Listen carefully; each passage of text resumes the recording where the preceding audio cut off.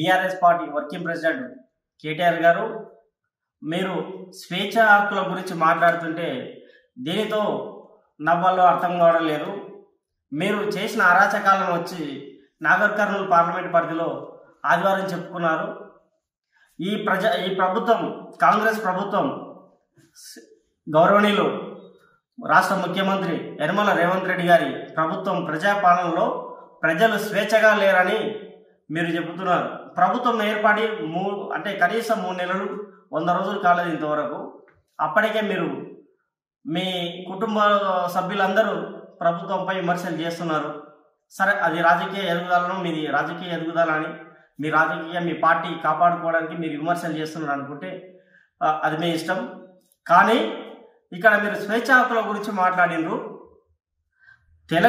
గడిచిన 10 ఏళ్ల కాలంలో మనిషి అనే వ్యక్తి, ఒక సామాన్య వ్యక్తి, ఒక ఓటరు స్వేచ్ఛ హక్కులతో ఉన్నారా?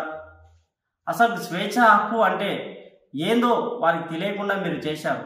మీరు వస్తుంటే ఉద్యోగాలు చేతులు కట్టుకొని నిలబడాలి, మీరు పోతుంటే మీరు ఎక్కడ వెళ్ళేవారు కూడా అదే చేతులు కట్టుకొని వంగి నిలబడాలి. అలాంటి పరిస్థితుల్లో ఈ రాష్ట్ర ప్రజలు ఉన్నారు.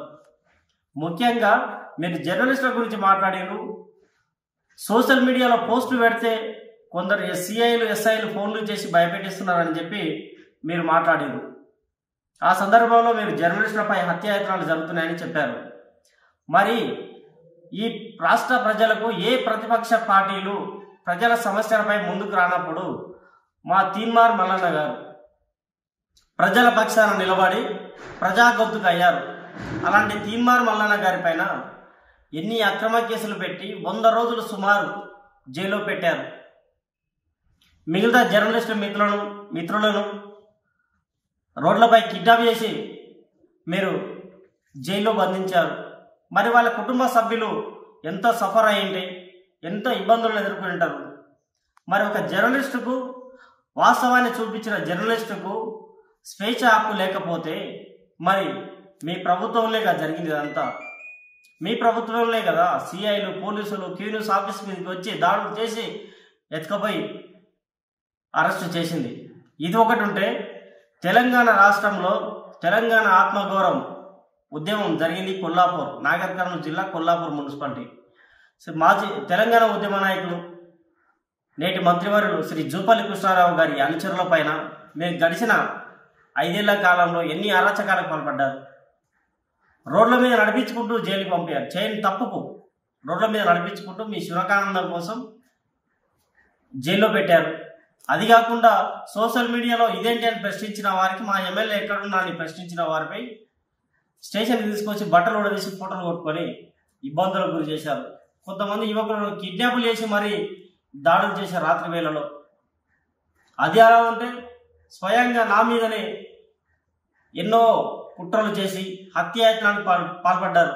తెలంగాణ రాష్ట్ర ఆవిర్భావ దినోత్సవం రోజు మీ ఆణిముత్యం భాగవతాలను, కొల్లాపూర్ ఆణిముత్యం భాగవతాలను బయటపెట్టినందుకు, మీ నాయకుల కబ్జాలను, అరాచకాలను, మీ కార్పొరేట్ దోపిడీని బయటపెట్టినందుకు, మీరు తెచ్చిన మున్సిపాలిటీ చట్టాన్ని తుంగలో కలుపుతున్నందుకు, ఆ అంశాలను వెలుగులో తీసుకొచ్చినందుకు మా పైన కుట్రలు చేశారు.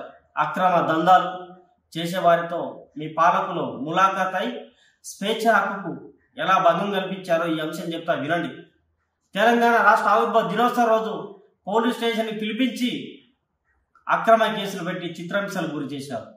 మళ్ళీ అక్కడి నుంచి కోర్టుకు తీసుకెళ్ళి జడ్జి గారు రిమాండ్కి ఆదేశించిన మళ్ళీ ఇక్కడ తీసుకొచ్చి కోర్టుకు తీసుకుపోకుండా, జైలుకి తీసుకుపోకుండా స్టేషన్కి తీసుకొచ్చి అరాచకాలకు పాల్పడ్డారు, 3rd డిగ్రీలకు గురి చేశారు. మరి ఇదేనా మీరు కాపాడిన స్వేచ్ఛ హక్కులు, మీరు కాపాడిన ప్రజాస్వామ్యం? మీ పాలనలేగా ఇదంతా జరిగింది. ఈరోజు మీరు మాట్లాడుతున్నారా? కనీసం ఒక ఎస్ఐకి, సిఐకి, ఒక డీజీపీకి, ఎస్పీకి వీరందరూ కంప్లైంట్ చేస్తే కూడా వాళ్ళకి రికమెండేషన్ మీరు. ఒక మాజీ మంత్రి, తెలంగాణ ఉద్యమ నాయకులు మాకు జరిగిన అన్యాయం పైన డీజీపీని కలిసి మాట్లాడితే పైనుంచి చెప్పియండి.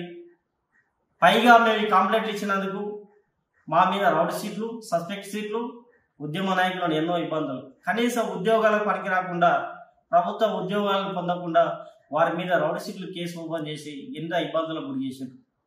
మీరు ఈరోజు ప్రభుత్వం ఏర్పాటు 3 నెలలు కూడా కాలేదు, అప్పుడే ప్రభుత్వం మీద మీరు చేసిన అరాచకాలు ఈ ప్రభుత్వం మీద దొబ్బుతున్నారు, బట్టకాల్చి మీద వేస్తున్నారు. ఇది కరెక్ట్ కాదు. మిమ్మల్ని ప్రజలు వద్దనుకున్నారు, కాకపోతే మీరు చేసిన పాపాలను మొత్తం ఈ ప్రభుత్వమే దుబ్బాలని మీ పార్టీని పబ్బం గడిపించుకోవడానికి మీరు చూస్తున్నారు. కానీ ఎట్టి పరిస్థితుల్లో మిమ్మల్ని ప్రజలు నమ్మే పరిస్థితిలో లేరు, నమ్మరు కూడా. మీరు స్వేచ్ఛ హక్కుల గురించి మాట్లాడే హక్కు మీకు లేదు.